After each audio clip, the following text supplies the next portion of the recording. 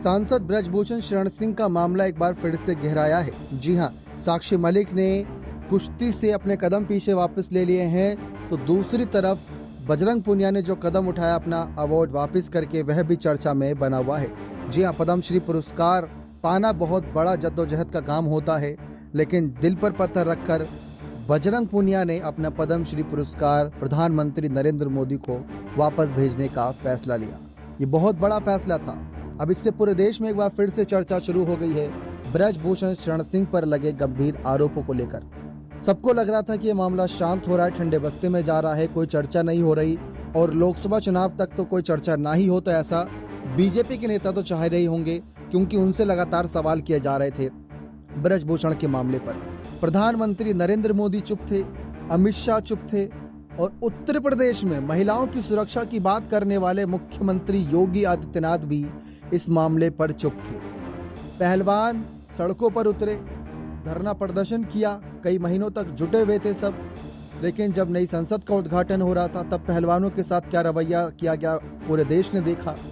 तो ये सवाल बना कि अगर सचमुच इस मुद्दे पर राजनीति कर रहा है पहलवान या कोई भी उनका आपसी सदस्य, तो या तो भाजपा के नेता उसकी पोल खोले या तो ब्रजभूषण शरण सिंह के खिलाफ कार्रवाई करें। लेकिन अब कहा जा रहा है कि प्रधानमंत्री नरेंद्र मोदी इस पर कोई एक्शन करने के मूड में बिल्कुल नजर आ सकते हैं। लोकसभा चुनाव नजदीक है और ऐसे में 4-5 महीने पहले रिस्क नहीं लेना चाहेगी भाजपा।